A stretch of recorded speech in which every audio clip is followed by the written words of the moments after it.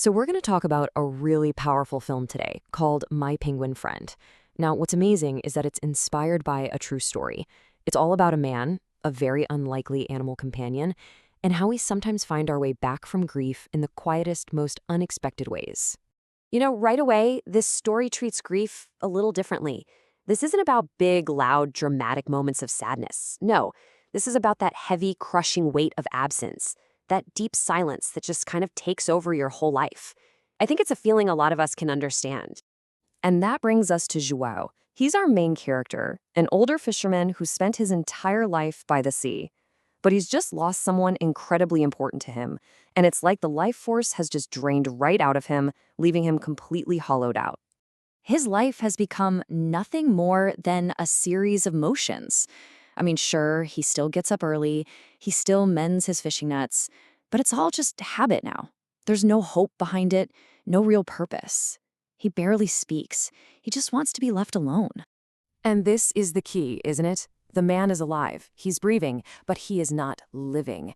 And everyone around him can see it. The people in his village, they notice. The laughter is gone, the stories he used to tell, they've just stopped. He's a ghost of who he used to be. Yeah, this is his whole world now. Just the sound of waves, and one day blurring into the next, and the next. There's nothing to look forward to, just a past that won't let go. It's a deeply lonely place to be. But then, something happens. One morning, that gray, predictable routine of his is suddenly shattered. He's on the beach, and he spots something down by the rocks, a little shape that just doesn't belong there. And what he finds is a penguin. A Magellanic penguin, thousands of miles from where it should be, and it's in bad shape. It's covered in thick, black oil, barely even moving. This poor thing is just clinging to life. And right there, João has to make a choice.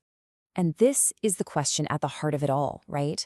What can a man who feels completely empty possibly have to offer? For a second, he hesitates. I mean, he's convinced he's got nothing left. But then, something else kicks in, an instinct deeper than all his sorrow. He just can't leave it there. So he picks up the small, fragile creature and takes it home. And so begins this slow, patient process. João starts cleaning the oil off the penguin's feathers, feeding it small fish. And here's the thing. He's not expecting a thank you. He's not expecting some miracle. He's just helping. It's that simple. And these small, simple acts of care, they start to create this subtle but profound shift in him. For the first time in what feels like forever, he's focused on something outside of himself. He isn't just lost in his own head anymore. He has a responsibility to another living thing. And this is so, so important. This penguin isn't some magic bullet that cures his grief. It's just a creature that needs him.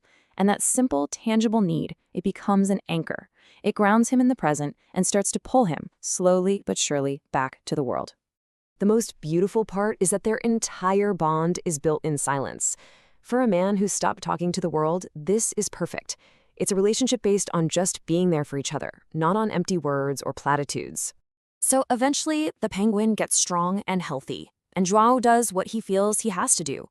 He takes it back to the ocean, sets it free, and assumes that's the end of their little story. But it's not. Okay, this is the part of the story that is just mind-blowing.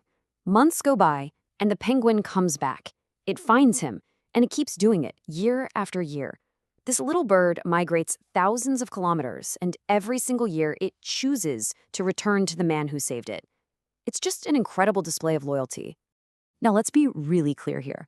The penguin doesn't erase João's grief. It doesn't replace the person he lost. What it does is give him a reason to live with that grief. It gives him companionship, it gives him a routine, and that gives him the strength to carry on. So, when you look at this amazing journey, what can it teach all of us about dealing with loss?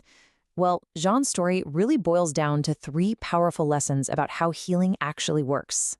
So, the way back, as we see here, isn't about trying to forget what happened. It's about finding a way to re-engage with life. It's about finding a new purpose, understanding what healing really looks like, and maybe most importantly, turning your focus to care for something else. Okay, lesson 1, find a purpose in responsibility. When you feel like you're drowning in your own sadness, having someone or something that depends on you forces you to come up for air.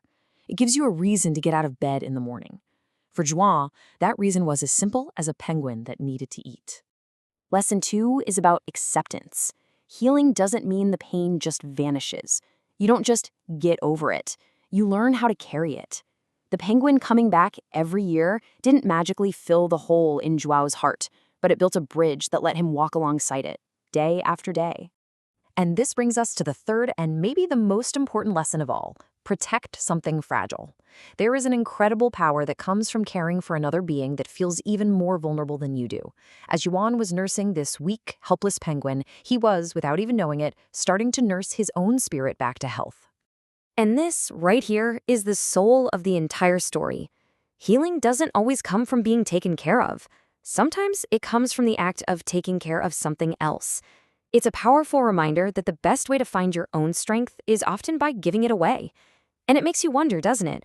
What fragile thing might be waiting in your path?